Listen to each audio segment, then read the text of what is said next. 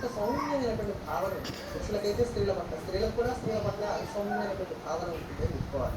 మేనత్తలు, అక్క చెల్లెళ్ళు, ఇంకా ఆడపడుచులు అంటారు కదా, వాళ్ళు బాగా చూసుకుంటారు. ఆడపడుచు కష్టాల్లో ఉంటే చూసి ఓర్చుకోలేరు. కానీ ఈ రాష్ట్రంలో ఉండేటువంటి వారు 100% మాత్రం ఇంటి ఇల్లాడి కంట సరిపెట్టకుండా ఉండే విధంగా కూడా జాగ్రత్తలు తీసుకుంటుంటారు. అది ఎలా మాట్లాడతారో తెలుసా?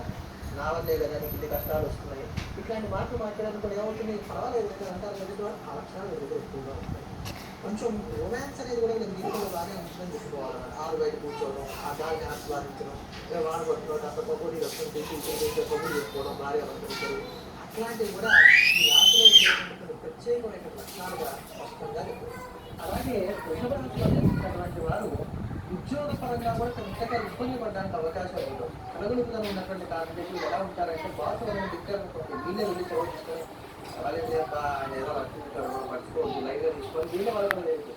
వీళ్ళు తప్పగా ఇబ్బంది పడే